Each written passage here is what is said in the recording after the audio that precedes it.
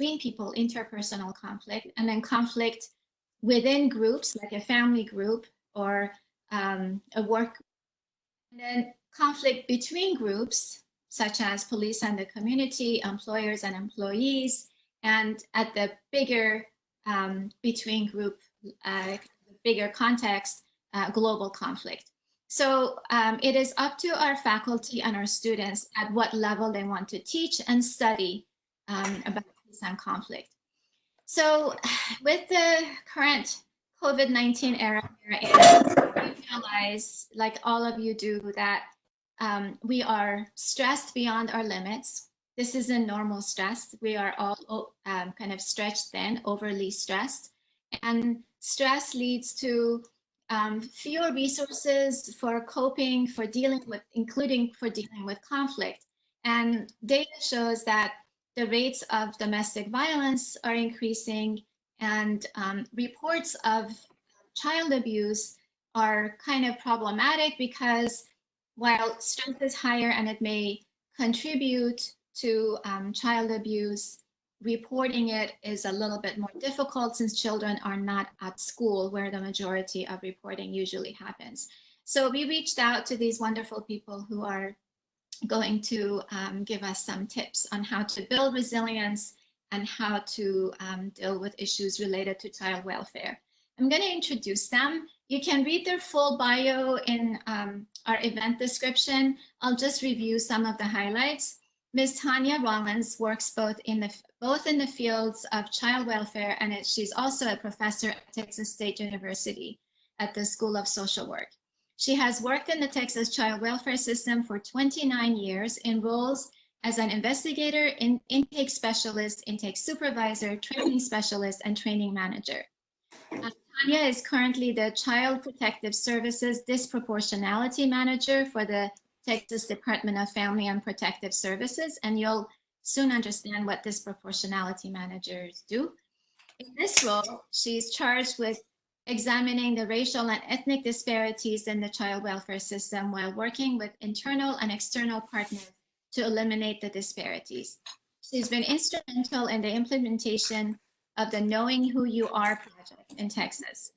Tanya has presented at numerous national, regional, and state conferences on poverty, child welfare, racial and ethnic identity, and disparities in the child welfare system.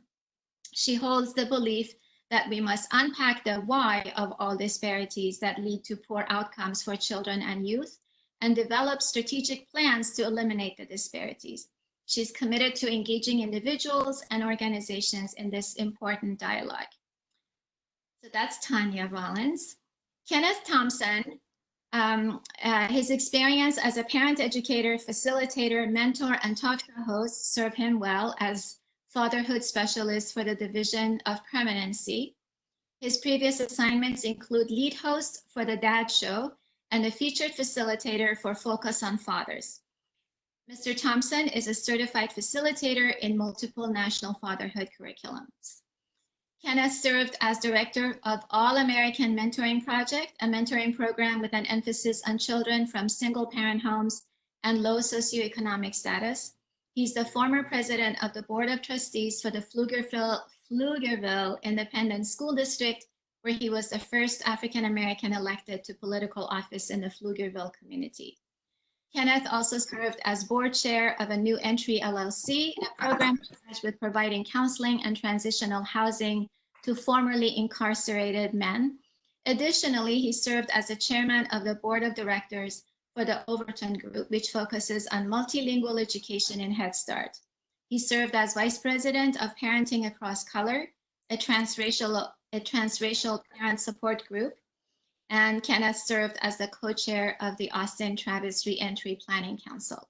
We're delighted to have them. They have graciously indicated that they would like to hear from you with questions and comments.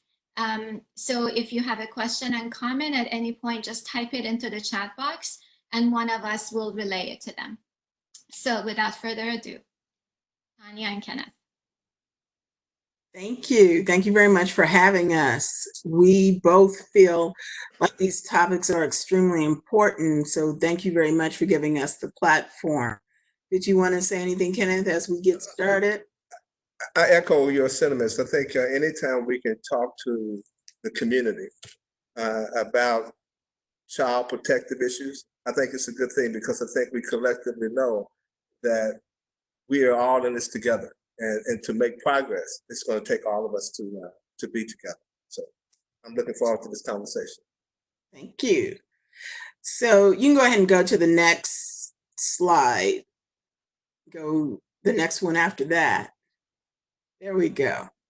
So one of the things that we really wanted to start out with as we discuss preparing for this talk is this notion of who are we and what do we do?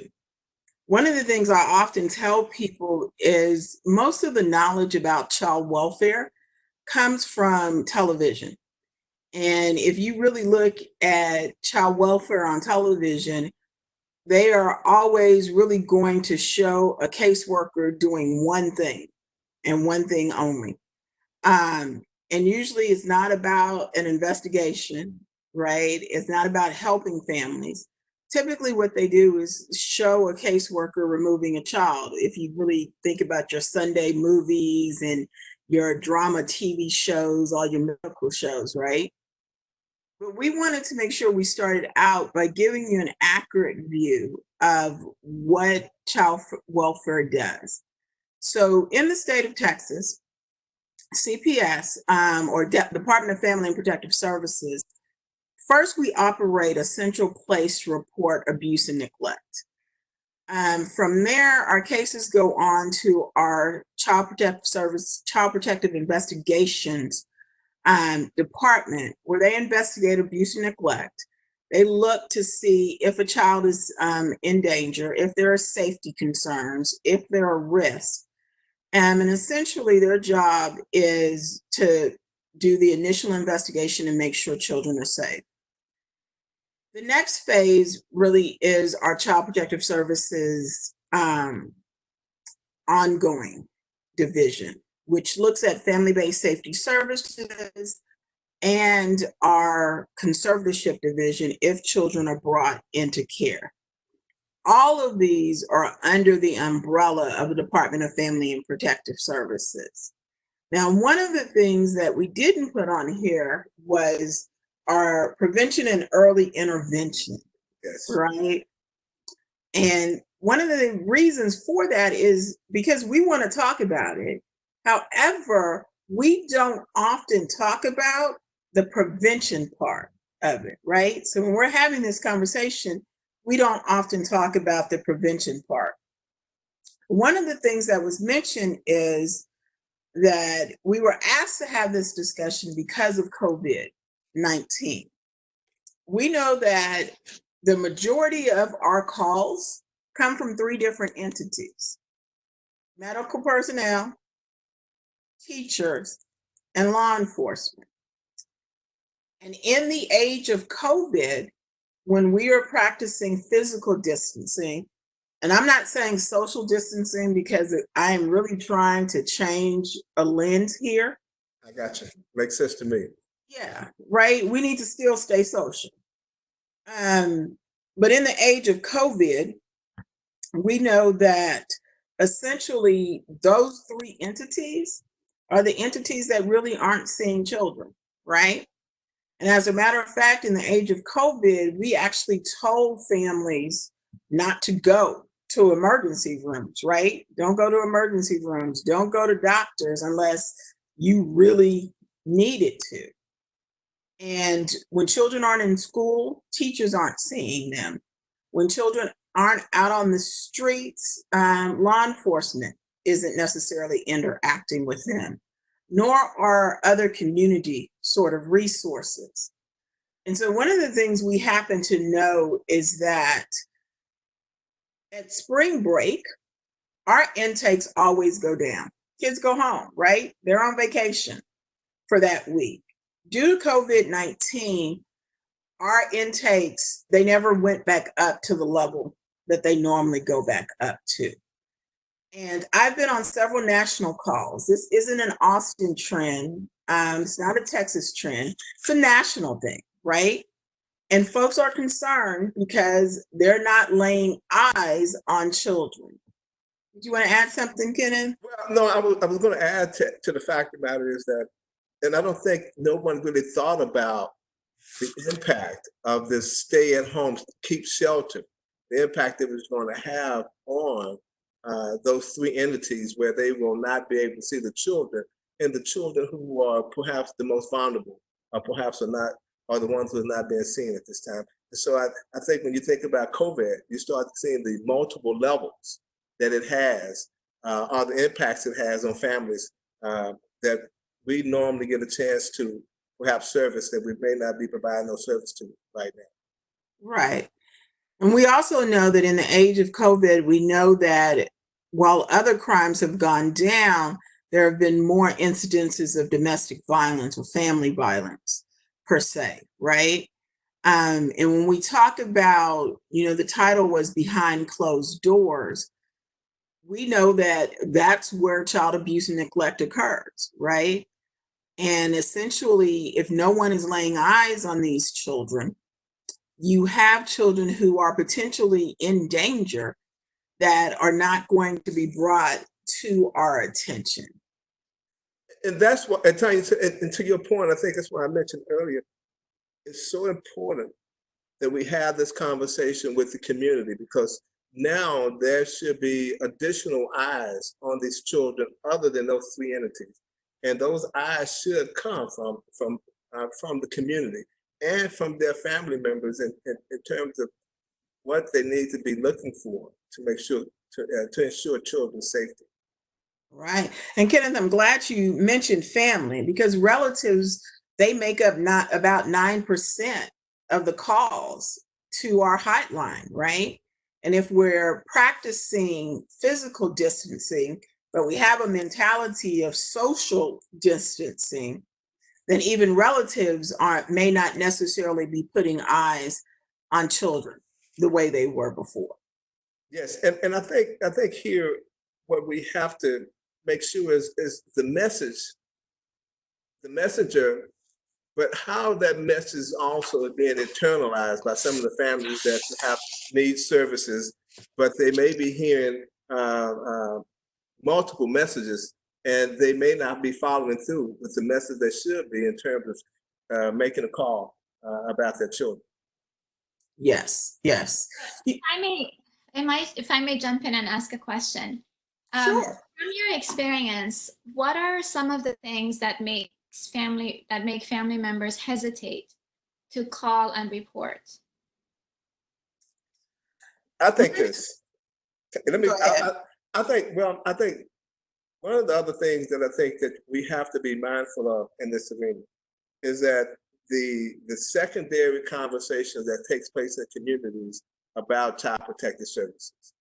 If you go into some communities think that if they ask for help, then that's a sign of weakness.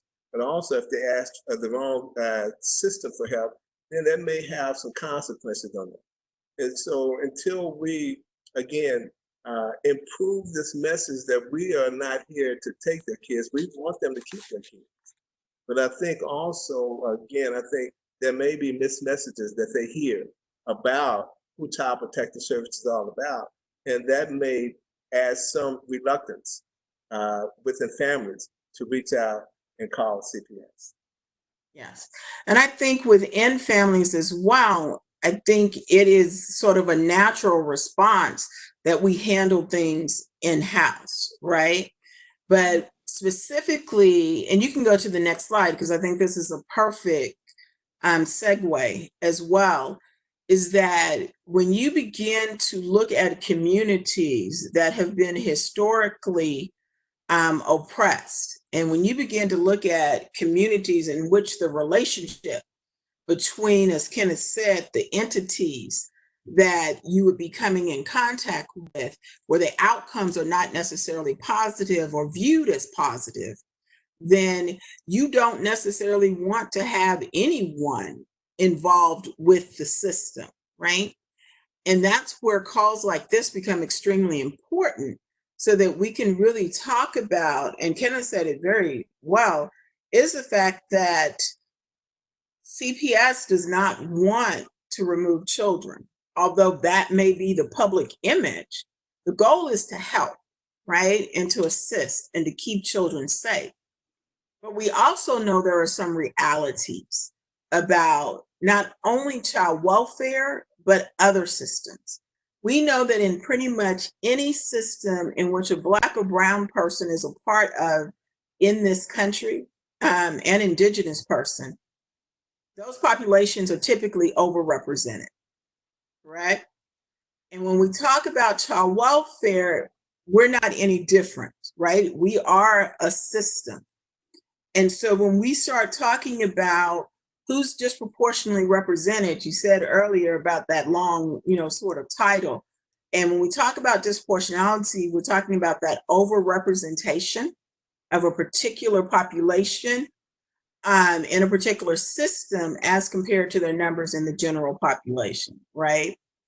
And so we know that in child welfare, that African American families are overrepresented in the child welfare system. And we know that this isn't a Texas issue, it's a national issue. Yes. Right? And I say that because that's really important, because a lot of people want to dismiss certain things if they don't think that it pertains to them, or they want to somehow dismiss it or isolate it. But it's a national issue. We know that African American children are more likely to be reported to child welfare. We know that African American children are more likely to be investigated, and we know that they're more likely to be removed. Right. Those are outcomes that we know go across the nation, essentially. We know that African American children are less likely to be adopted within 12 months of termination of parental rights. We know that Latino children are more likely to emancipate from our system.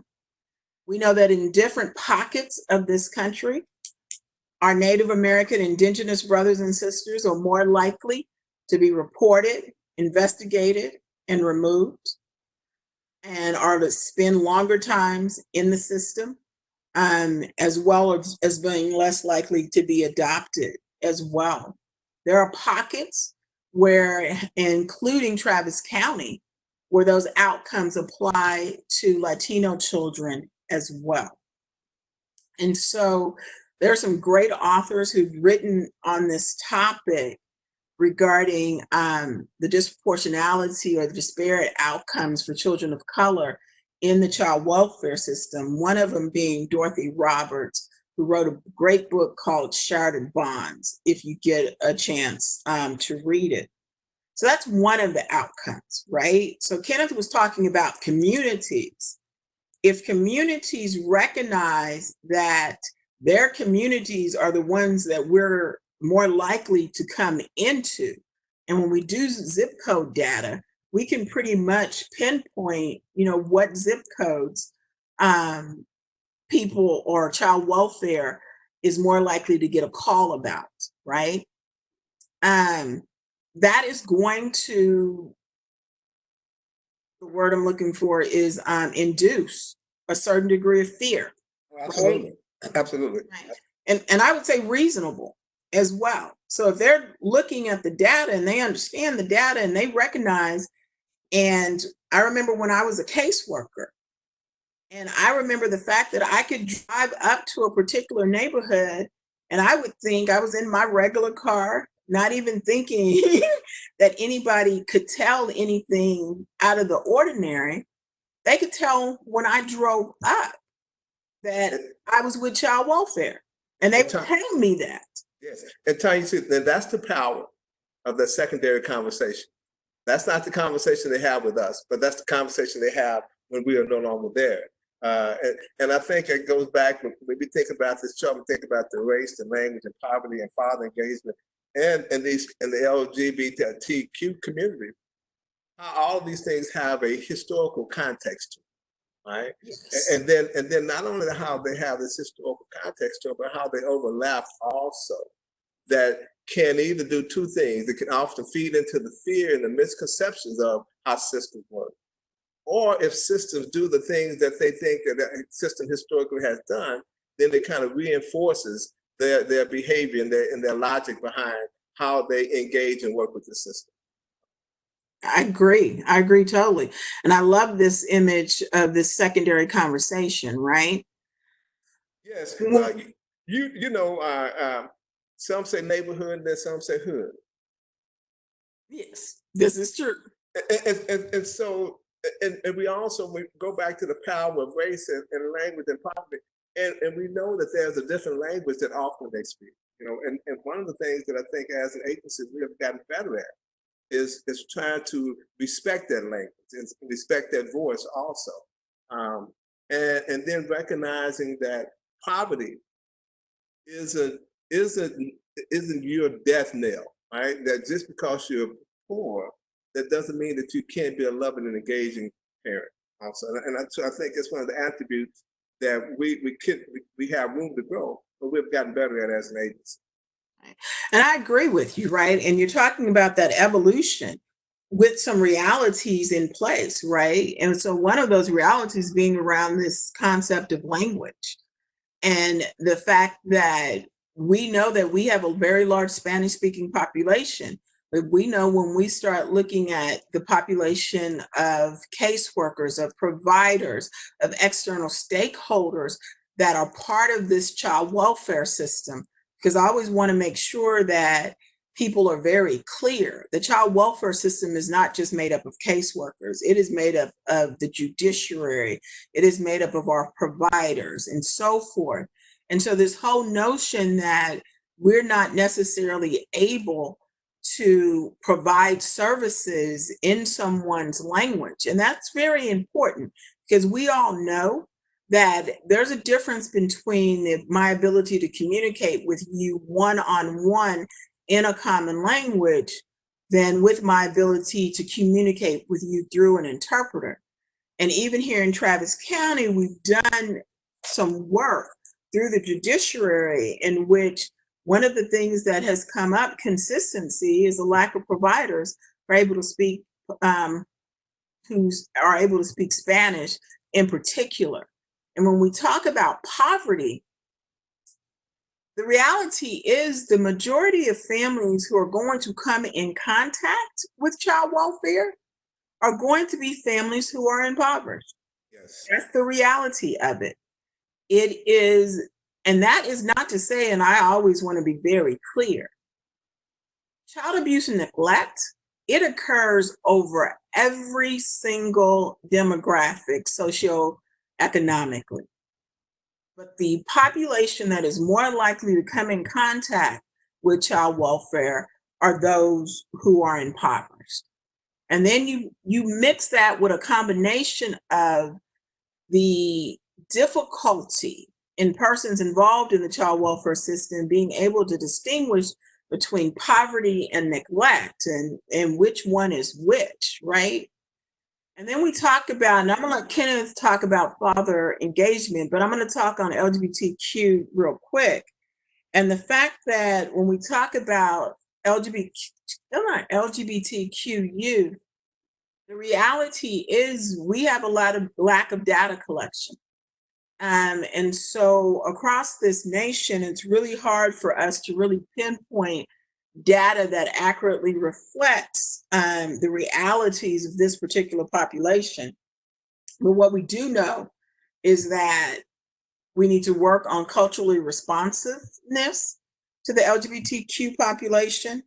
We need to know that one study actually identified that 40% of homeless youth identify as LGBTQ. And then there is a large percentage of not homeless youth, but of LGBTQ youth who will say that they experience harassment and abuse as they make their way through various systems. Yes. What about fathers, Kenneth? Why is that when we start looking at it through an equity lens? Why is fatherhood so important? Well, I think the reason why fathers are so important is that because they add a value to their kids and to their children's life. And they add this value regardless of their race, their language, or their economic status. But what traditionally what welfare systems have done, and around these things here, race, language, and poverty engagement, they have omitted. We have not, and this not a Texas thing also, and it's something that's happened across the nation. We have chosen not to look at that father side of the family. But also, what we have to start to factor in when we talk about father engagement is that when you look at the census, and we're ready to do another one, but when you look at the census, it tells you that almost 72% of African Americans born in single family household. I think 54% Hispanic, Latino, single family household. And so that number is there. And so many of the folks that work with us and the families that we work with may not have this traditional family structure that we have so far, we look for all the time. And so many times that father may be involved in that family, but if they're not married or not linked up that way, then systems collectively don't support that level of engagement. Systems will not support that. And so that's one of the challenges also of how historical systems have looked at relationship in terms around marriage and non-marriage, in terms of custodial and non-custodial. But the fact of the matter is that when a father is engaged in a kid's life, and he is a healthy father, and that doesn't have, and that has nothing to do with race, language, or poverty or anything.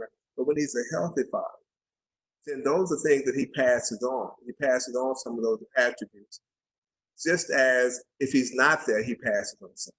And so I tell folks this: if you can't find the father, go back to those numbers that I talked about in terms of census, then find his mother. Because again, when you think about families and you think about poor communities, well, the mother still is the center of most families. And so therefore, and most boys, when we have a baby, we want our mama to know. We want to check in with our mama. And so I think also, so that also allows reason for engagement with him also. That builds a natural support system also. That gives us more folks in the family to look to as a resource for perhaps a permanent place for children. I think we want to stop and take a moment. Are there any questions that anyone would like for us to address? I didn't see any, but I wanted to double check. Okay. All right. We're going to keep going forward, but please feel free. If you have questions or comments, please feel free to go ahead and type those in. We are, Kenneth and I are both really about transparency and answering as best we can. And this time, and then, as I think I said before, this is about community. You know, even though we work for an agency, we recognize that that agency has tentacles out in the community. In order for families to be healthy, and for us to also know the types of services that they need, it's going to require a level of engagement from the community. It always have required a level of engagement from the community. Yes. All right. Oh, I see something. Hold on. I really can't see it. I thought I could, but I can't. Okay. All right. So it's very interesting because COVID-19, very interesting sort of dynamic. Kenneth and I were speaking before the call about this interesting dynamic. A lot of people are saying, well, COVID-19 has brought out the disparities, the racial and ethnic and socioeconomic disparities.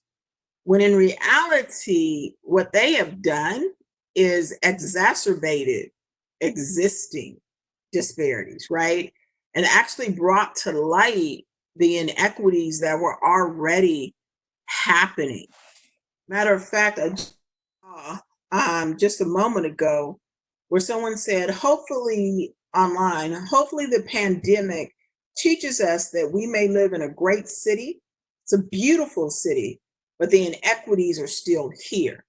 And one of the things about Austin, Travis County, is that oftentimes there is a denial about the level of inequities that exist, right? Until something comes out. In COVID-19, it is exacerbating those inequities that already exist.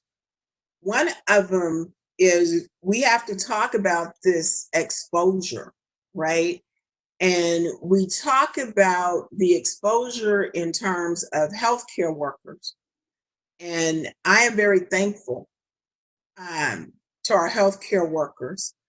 We also have to talk about who's considered essential. And when you talk about essential employees, you're talking about the people that are more likely to come to the attention of our child welfare system. You're talking about your service workers. You're talking about your healthcare workers. You are talking about your impoverished population, our frontline workers, our retail workers, people who are living at or below that poverty line, essentially, right? Those are the people that we're talking about when we talk about essential employees. And when I say that, I also say these are the individuals that, as some of us, and I recognize my privilege in the sense that I've been able to work from home, but also recognizing that the majority of people of color are not able to work from home, right?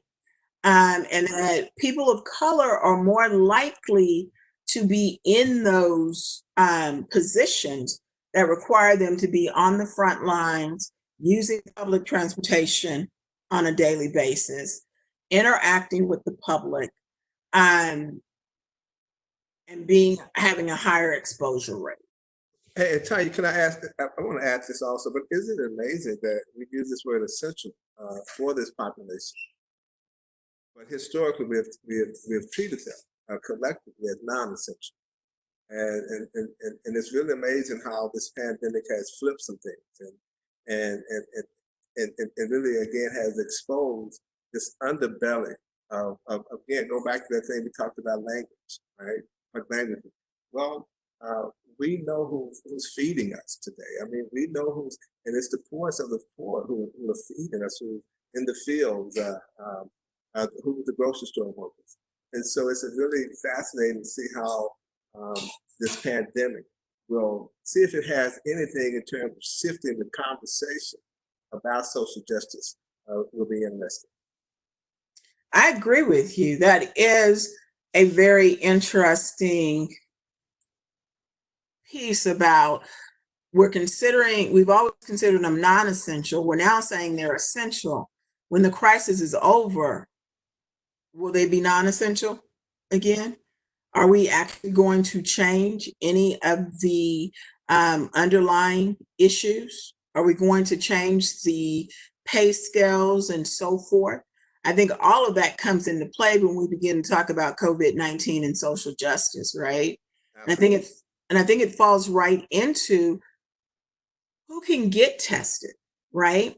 And what is the cost? So we talk about that treatment. Initially, folks were afraid to even go get tested because of the high cost that you were hearing about getting tested, right? We know that African Americans make up 14% of the population in our nation, yet 33% of COVID-19 deaths, right? We know that 85% of the nation has health insurance, but 49% of Latinos do not.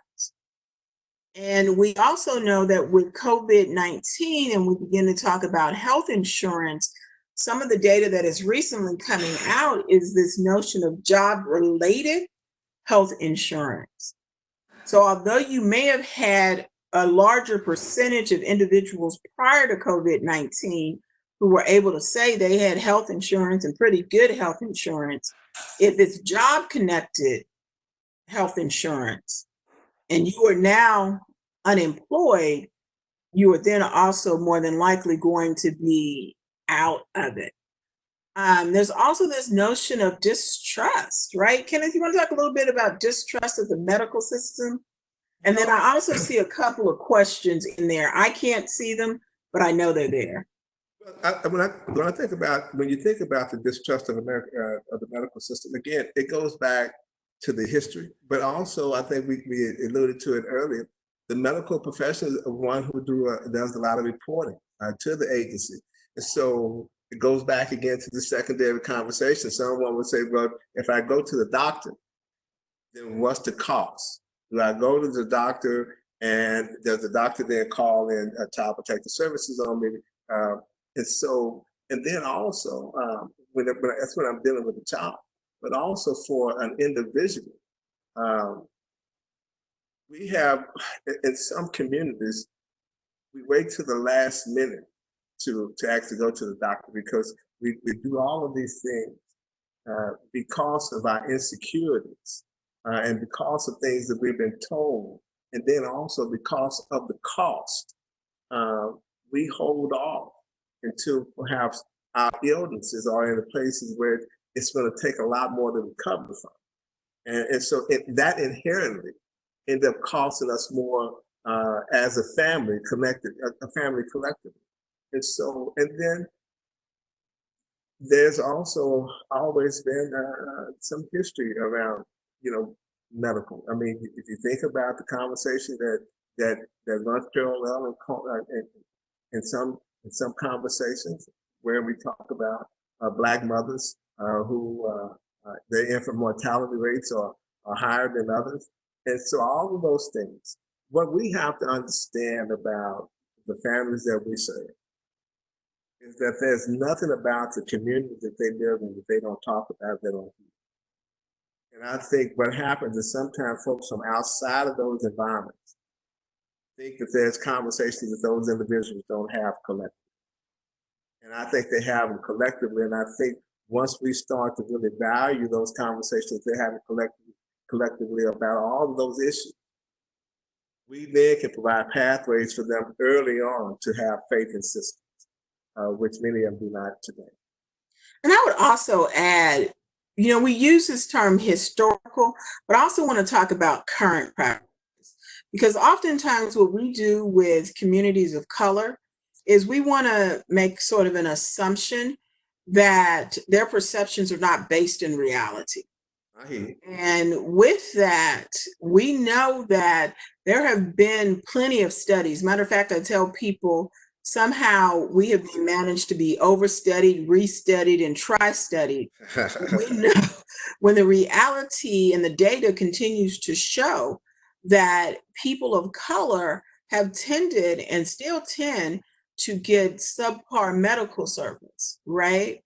And that even when we begin to talk about things about who's able to get a painkiller and who's not able to get a painkiller, how is a perception of pain viewed by a doctor when it comes from a Black person as from when it comes from a white person?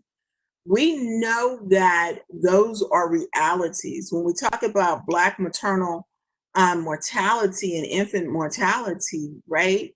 We know that there are plenty of studies that indicate that it has become and has been dangerous for Black women as they interact with the medical system, right? And so those things often tell people, we often say that the best predictor of future abuse is past abuse. But whenever we start interjecting race or racism into a conversation, we don't want to be able to say that there has been enough proof of oppression to tell us that there will be future oppression. So my reality is actually based in data. The data don't lie. Data don't lie. Is this a good time to relay some of the questions to you? Yes, it is. Okay, so we have a question or a comment that says youth care workers. I wonder if it's about exposure or That's all it says. I'm sorry, what was it again? Youth care workers. As essential employees? Probably, yeah. And the person who asked it, if you can ask it to me, to Shireen, maybe with a little bit more context, I will relay that. So while we're waiting on that one, we have another question. I'm 65 years old and have been using grocery delivery services to avoid COVID. Am I exploiting people of color or providing them an opportunity to work? What would be right? What would be right for me to do? Wow, that is a good question, right? It's this is sword, and I'm going to tell you it's a dual-edged sword. But I'm also going to tell you how to order. I use delivery services as well. And my parents, my father will be 81 this Sunday. And my mother is 74. And I've instructed them to use delivery services. They won't, but that's on another topic, right? But I've asked them to. And the way I'm going to word this to you is, if you are tipping people, if you are providing them with an adequate tip for the services, and even probably over that, then you are helping people. When we talk about exploitation, we need to be talking about the systems. Right. And what is it about the delivery care, the food care system, the health, what do we call it? The restaurant systems, right? All of that is part of the food system. But how are they exploiting the individuals? And I would answer him to say that everything is not about race. And I think there's some things that as an individual you have control over. And I think Tanya hit it. If you are tipping those, and if you are distinguishing what tips you give to someone based on their race, then yeah, I think that could be perceived as a problem. But I think if you're doing the same for all those who deliver, I think that it's good for that person to have a job. I think it's good for that person to have a job. And your advocacy should be directed towards the overall company and how are they treating the workers. And you need to be making a decision on which delivery service you use based on their history of treatment. Thank you. One more comment.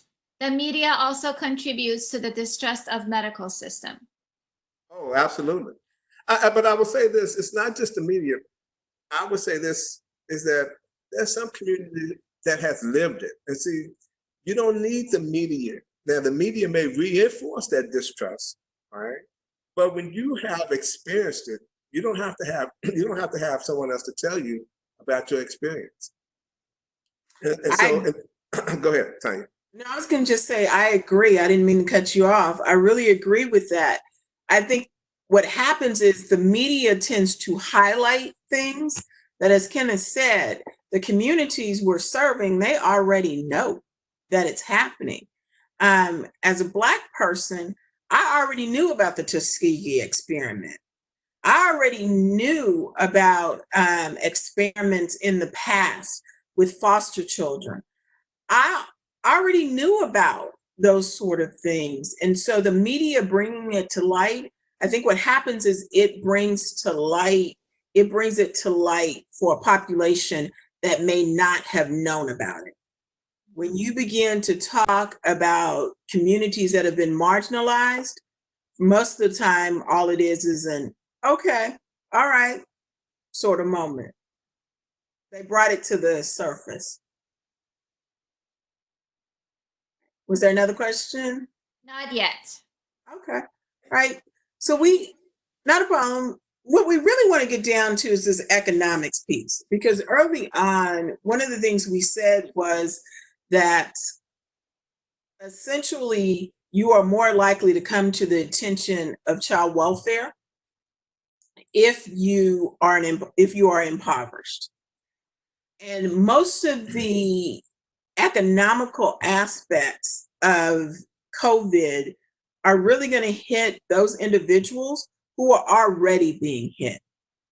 And so one of the things we have to talk about is we have to talk about a roof over your head. we have to talk about renter protections. And so one of the things when it first came out, and Kenneth, you may remember this, is that everybody was saying, well, we're going to put a moratorium on evictions. Well, there's a date to that.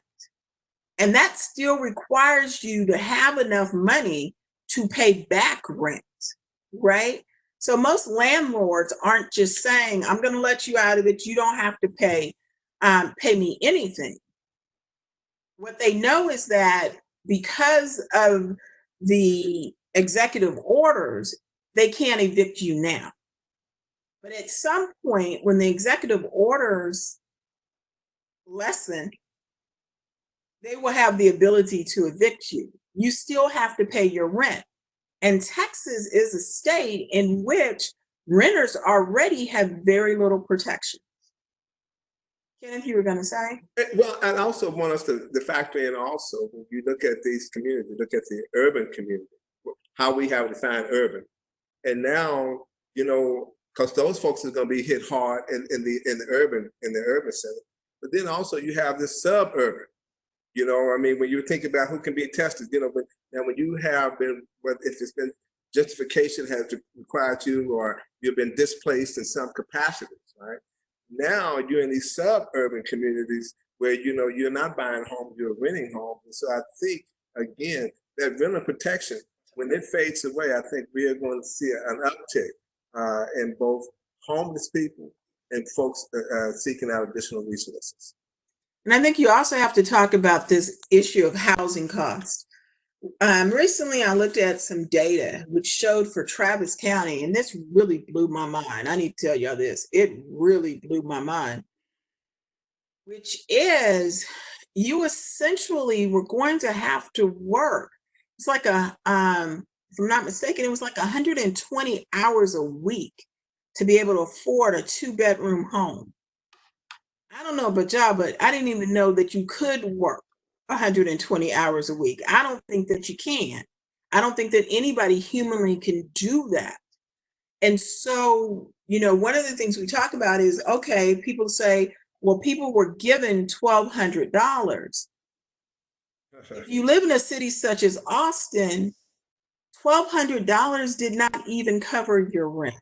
It didn't cover the base rent, let alone utilities and any of the rest of it.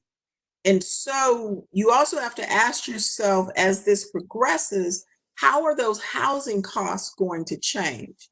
And when you begin to look at lack of renter protection, housing costs, you are beginning to look at an additional factor that may bring families to the intention of child welfare. Shereen? Yes. So there is a clarification on the previous comment. The person was stating that youth care workers are also essential employees. Yes. Absolutely. Yeah. Yes. And one of the things we didn't mention is when we talk about the child welfare system, you're talking about youth care workers, you're talking about our shelter workers, you're talking about our foster parents, right? Or our RTC. See, I was about to use an acronym, that was not good. Our residential treatment centers. All of those individuals are essential workers. So thank you very much for mentioning that.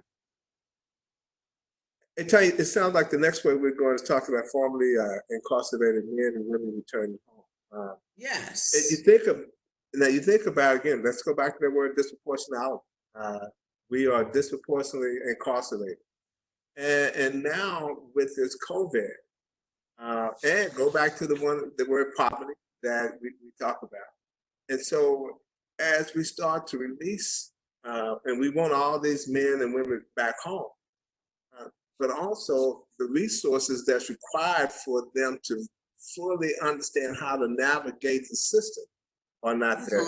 And then if all of these systems are going online, the digital divide have not went away. We don't talk about it nearly as much because we see everybody walking around with a cell phone, you know, but the digital divide have not went away. But also when these folks come back into your home, if you come back into a home where there's poverty, well, there's a good possibility that they're going to add to that poverty, they're going to add to that poverty, and perhaps also add to some, I would say, household tensions without having the right resources to really fully integrate them into a world, and depending on how long they've been incarcerated. Because if you've been incarcerated for 15 years, think about the things that have changed in 15 years. And trying to now get someone acclimated to that, into that arena, while you are still trying to perhaps raise a family. That can be a tough equation to handle. And I would say that most families are not today as resilient as they are. I think they cope with it. They cope with it, but I don't know if they move forward with it, if that makes sense. Yes. I think the last few points are really huge. Yeah. So the majority of cases that came to the attention of Child Protective Services in fiscal year 19 were neglectful supervision cases. So in the COVID, we have to talk about childcare. So you have essential workers who have to go to work. And so then the question becomes, what is the cost of childcare? And then on top of the cost of childcare, there's a lack of childcare because we shut down childcare centers for the most part. And then there's the safety of the childcare that you find, right? And so now you have parents in this very interesting, and I say interesting because I have a lack of a better word at this particular time. It's a heck of a predicament. Thank you. Predicament. What's the word, Kenneth? Thank you. Heck of a predicament between, do I put food on the table? Do I take care of the rent? Because that's what a job is going to do for me. Or do I start to look at how old is my child? Can I leave my child at home alone? Are they mature enough to do so? And if they're not, how do I find childcare? What is the safety of the childcare that is out there? What are my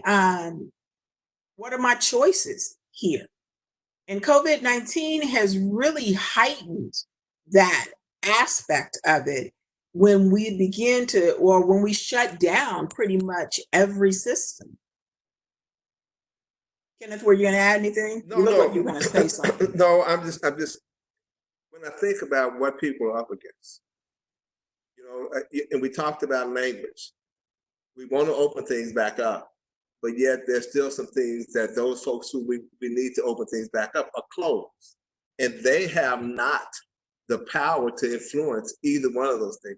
They have not the power to influence whether they go back to work or not, nor do they have any power to influence, hey, all right, do you give me a place where I take my kids? And so it's almost, I'm damned if I do, I'm damned if I don't. And that's the paradox that I think so many families are dealing with right today. I agree. And it is, that old saying, between a rock and a hard place, that really is between a rock and a hard place, right? Because you are really having to make these decisions that you don't want anyone to have to make. And even when you begin to think about, this notion of going back a little bit of paid leave and who has the ability to take paid leave and who doesn't have the ability to take paid leave when they're sick. And then who else gets exposed? And then if my child is sick, do I have the ability to take paid leave to take care of my child? And those two are quite a predicament to have people in. Absolutely. We have a good question, or at least it's a good question. It's a really good question.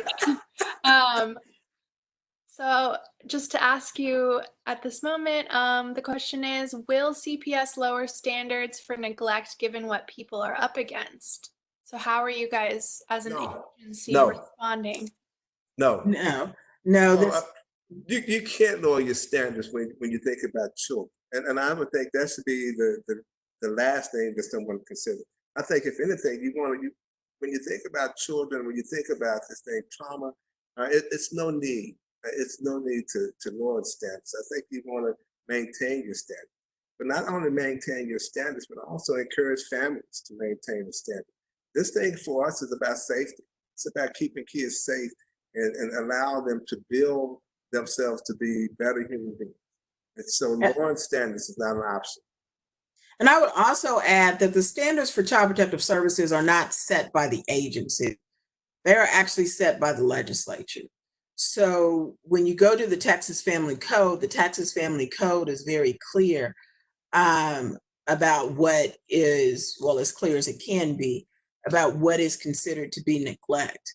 What I would also, I would echo what Kenneth said, but I would also say that one of the things we need to be looking at is not about lowering standards, but how do we change the foundational and structural issues that put families in this situation? Right. And I think also I would add this, that's why we have family-based safety services. And that's why we talked initially about PEI, prevention and early intervention. I mean, we have things as an agency to try to build families up. I think if you build families up, then you don't have to get in their lives, and families should be the ones who make the best choices for themselves. Yeah, I think that's a great point. I think maybe the spirit of that question came from a place of wondering, like, well, what does intervention look like? And so maybe speaking a little bit more about the types of services that might be offered to somebody who, out of economic necessity, ends up, by the definition of the legislature, neglecting their children, and then intersecting with your agency. What does that look like? What kind of support might they receive? So I think one of the things we often work with families on, I'm going to talk about two different areas. So I'm going to talk about before we get involved. So before we get involved, that is one of the things when we start talking about communities, community agencies, teachers who are tuning into these virtual classrooms and such, knowing what the resources are that exist. And also being able to think outside the box, like really being able to work with a family to be able to begin to look at what are all of the possible options. So one of the things is the governor set up a site for essential workers to look at what childcare looks like in their area. So that's one resource, right? The other resource is looking at churches, and we don't often talk a lot about our faith-based efforts, but looking at how churches play into it and what sort of assistance can they offer, as well as other community resources. And those are some of the things when we're talking about before we get involved. When we do get involved, what we're going to do is sit down with a parent and we're going to try to work through this. We're going to try to figure out what are our options to help you keep a roof over your head, be able to feed your children, and be able to safely keep your children supervised as well. I think it's a very good question. I think it really often comes down to a matter of how we look at what are the resources that exist. And in this age, I really believe we're going to have to begin to look outside of the box and push the edges. Actually just open the box. Forget about pushing the edges. We're just going to have to open the box and look at what are the alternatives that exist. And I think the last one, because I know we need to be cognizant of time as well, is that food insecurity. And I know we've all seen the pictures of the lines. Kenneth has worked on the front lines as well. But understanding when we begin to look at issues of physical neglect and whether people can feed their children, those are things that when we talk about community, and I want to make sure when we talk about community, we're talking about community. We are all part of community. And then there are sub populations of communities, so, sort of sub-communities. But when I talk about communities, we all play a role in whether children in the Austin, Travis County, or whatever area you may be in, whether they can get fed or not. We play a role in what are our current issues around or current laws around feeding children. Why isn't it as much of an issue prior to COVID as it is now? Because what I'm going to tell you is there was food insecurity, and there was significant food insecurity prior to COVID-19. Kenneth? No, I agree with you 100%. And I'll tell you, the time that we had an opportunity to actually work at food banks, you got a chance to see America. And I think we got a chance to see this whole community, because there was folks from all races, all classes, who were coming through the line looking for this assistance. And I think it goes back again where this pandemic has brought some things to the surface about who's essential in this community.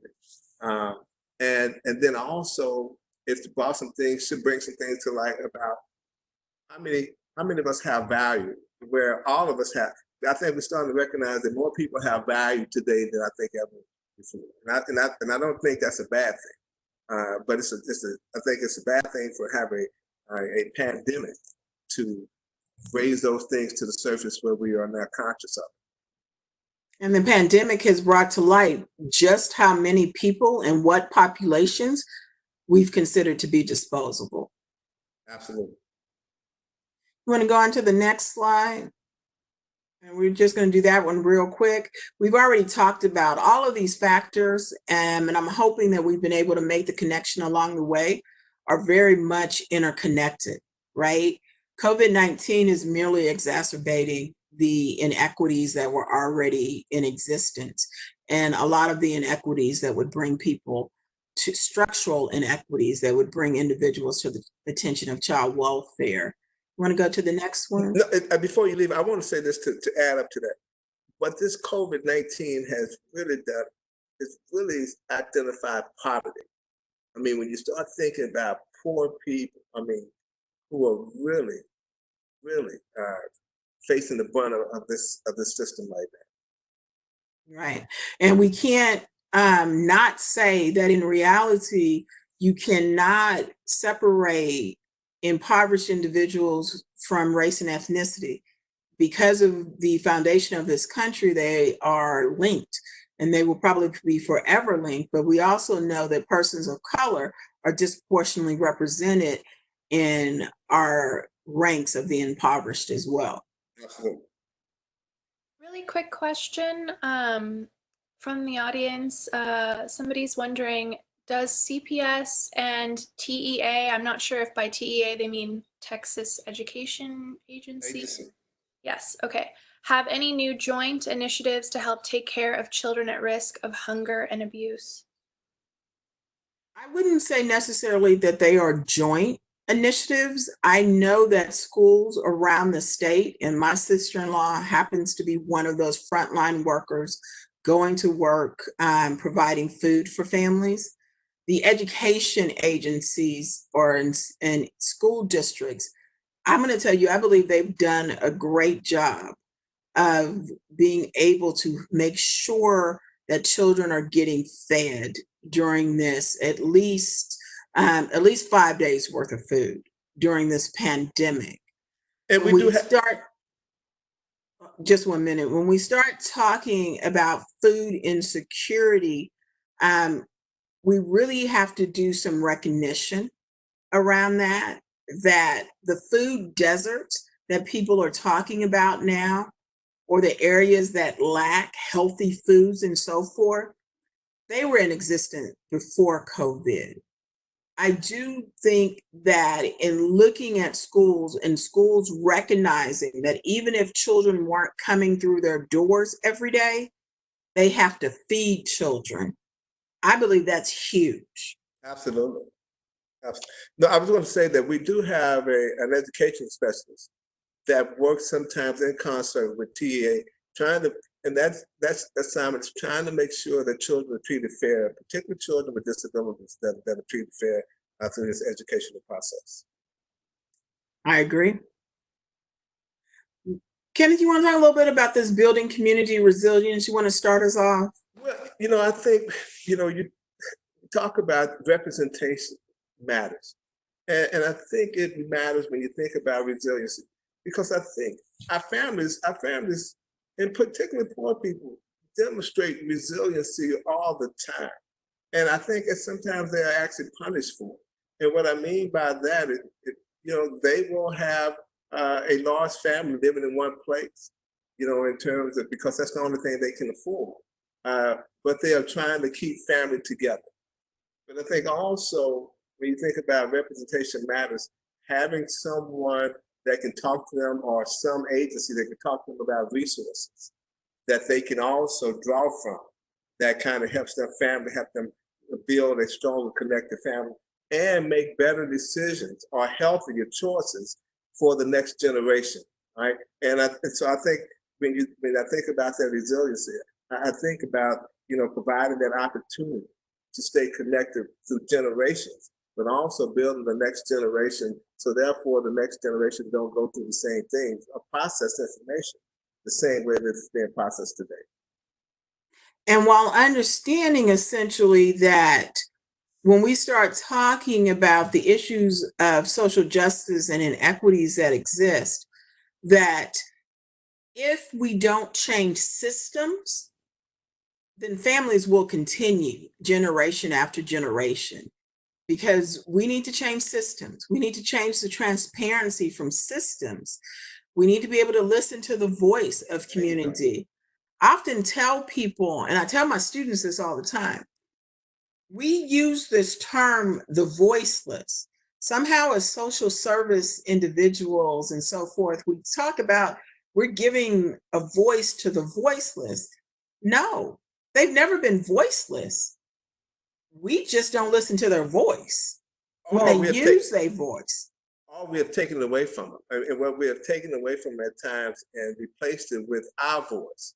And I think, again, we have gotten as an agency, we've gotten better now at valuing families' voices, because families, again, know what's best for them. But I think at some point in this junction, sometimes the other systems think that they know better for families. And that's why families have failed, because they're trying to operate with someone else's metric rather than operate on their metric, the things they know they can do. And we also, none of these conversations, which is why we were so intent on making sure community was able to get on this phone call today, or this Zoom call. I'm trying to get used to this new world, y'all, right? Is because we shouldn't be making decisions without the community. No system should be making a decision without community voice. There's a saying, nothing about us without us is for us. And to me, that is one of the realest statements that is out there. And as systems, we all need to listen to it a little bit more. Well, and I think also as systems, we need to be conscientious of who's at the table and whose voices are being heard. Because I think those things matter also. And so I think sometimes the system players have to be bigger than the language that they talk about. It has to be more than, it has to be something action oriented that I think that we can take back to the community and say, hey, this is the model that values who your voice is. And if we invite the community to the table, are we letting the community eat? Yeah. You had a question for us? No, I just wanted to let you know that per your request, we've got about 10, 12 minutes left until the end. All right. So I want us to, thank you. Can we go forward? I'm going to do this one real quick. Go ahead. How do we address this? We do some stuff. We break down data by race and ethnicity. So all of those different factors that we were looking at in regards to COVID-19, we break those down by race and ethnicity. We break down decision-making points in systems by race and ethnicity. We collaborate across systems. We've already said community about 20 times. So if y'all don't get the community piece, right? And then I'm also going to say, if we don't come to community's door, community should be coming to our door and holding us accountable. And then we want to promote and strategize anti-racist principles. And you can go to the next one. There we go. So one of the things that we were asked to talk about is, and I think someone asked earlier, so what do? We want to make sure you are clear. The law is clear. If you suspect child abuse and neglect, then report it. That applies to everyone, right? But then there's some couple of extra things, and this is really important, especially when we are looking at people through a camera, right? I'm looking at Kenneth through a camera. Kenneth is looking at me through a camera right now. Is we need to be asking, what's our view? What are we looking at? And how are we looking at it, right? And if someone is tense and uptight right now, there's good reason to be, right? If they seem overly anxious, there's some good reason to be. If a child is dirty or disorganized, let's start talking to the caregiver about, is that child juggling work and caregiver? And by the way, I mentioned how many hours someone has to work at minimum wage. How many jobs is that family working? And so the real point is, are you asking the questions about what's going on, right? And do we know the resources? Is this a poverty issue? Is this where they need resources? Is this neglect? But let's ask the issue. The other piece is, are you being equitable, right? Are you just as likely to call in a white family as you are to call in a Black or brown family? Are you just as likely to call in a wealthy family as you are to call in a poor family? I mentioned earlier, the law applies to everyone. So you need to be asking that, as well as checking your lens, and really checking your lens, as I said before, when you're looking virtually, because our eyes can be really clouded by a small snapshot that we are seeing through a little bitty square on a screen. But report. We want people to make reports when abuse or neglect is suspected, right? And then a couple of resources, United Way, Aunt Bertha, Text Protects. And I put Text Protects up there because they have a site dedicated to educators as well. Really, about that whole virtual aspect. Aunt Bertha, local resources, United Way. And then the Department of Family and Protective Services, we also have coronavirus links up as well, parenting tips and so forth. And then next one. Measure Austin. Measure Austin is an organization that is dedicated to looking at data and changing outcomes in community. They did a feedback survey of over 900 people in the Austin area. They partnered with Aunt Bertha, United Way, Mission Capital, and some other community partners to really do this survey in response to COVID-19. So they have the results and they want to share their feedback from community. And that's on May 18th from 5:30 to 6:30 p.m. Live via Zoom. And you see at the very bottom, you can also go to Eventbrite and register through Eventbrite. And then one last thing, if you want to go to the next one. Travis County understands that in Travis County, when I mentioned those race equity disparities, Travis County tends to have disparities that are worse than the rest of the state, or have a higher impact than the rest of the state. And so Travis County Mission Capital, Judge Aurora Martinez Jones, Department of Family and Protective Services, and Casey Family Services, along with other community partners, have developed the Travis County Child Welfare Race Equity Collaborative. You can go to the Facebook site. We are currently not having face-to-face meetings because nobody's having face-to-face meetings.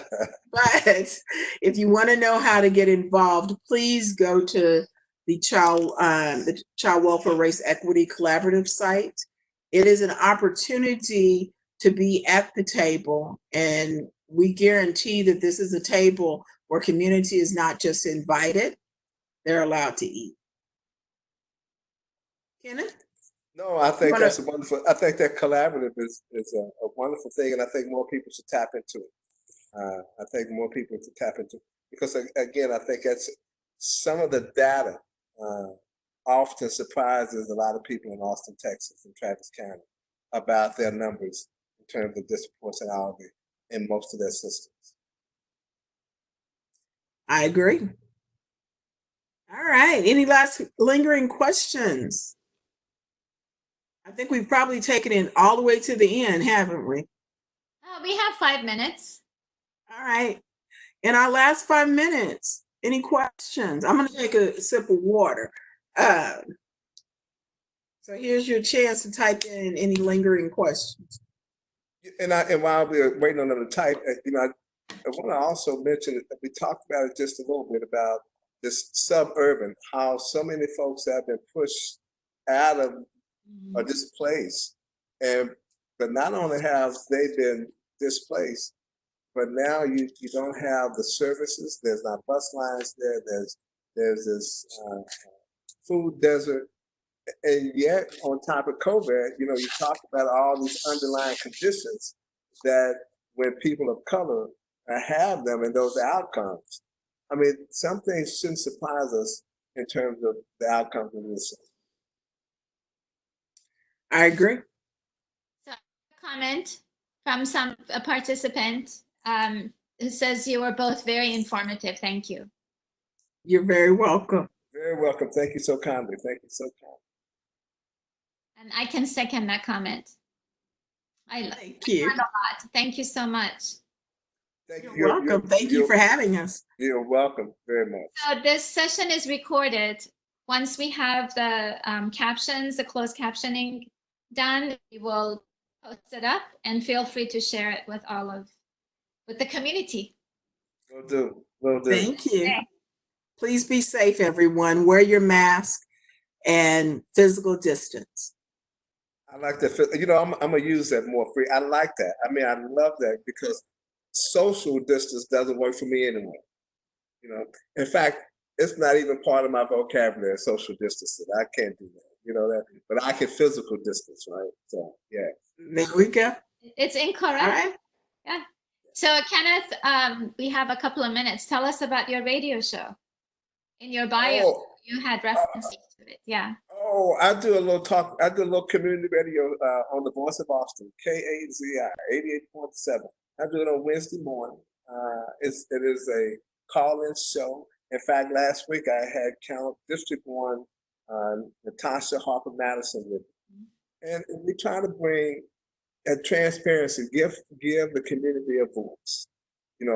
Don't have call ID and none of those things, but really talk about real life issues that's impacting their life daily. And so I love that I give a community format to have that conversation.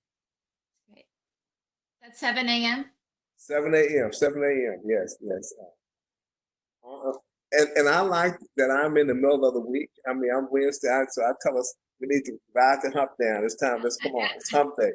Let's come on. Let's ride. Let's have and I have a good time. And I think I try to in my monologue celebrate children. There's not a morning that I don't tell children that I love them because I know that there's some who probably not heard that. And then all of those first responders. And then again, talking to all those folks who we know now have much more value, that essential. Talk to them about, hey, how good you are. And then also talk to them about there's nothing wrong with being good. There's nothing wrong with being good. And so I think just having that conversation, try not to be a preacher, you know, because we have enough of those. But every once in a while, I can get into that mode. And Tanya, I don't know if you were teaching. Are you done with your semester? I am grading papers and then I will be done. I have learned a lot about teaching in a virtual environment this semester, and my students, I'm very thankful. They gave me grace. So I'm very thankful. Yes. They were very patient. My students were very patient. We worked things out. Yeah. Yes. Yes. Yes. Well, thank you so much. What a pleasure. Really appreciate your work.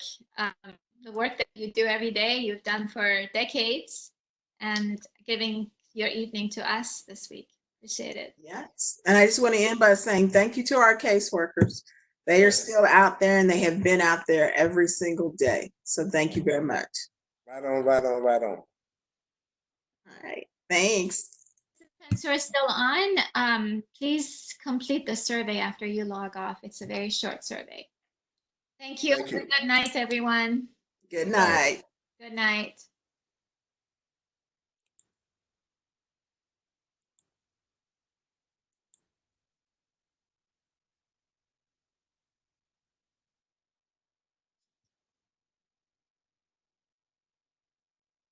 Hi, Mary. Hi, Ellen.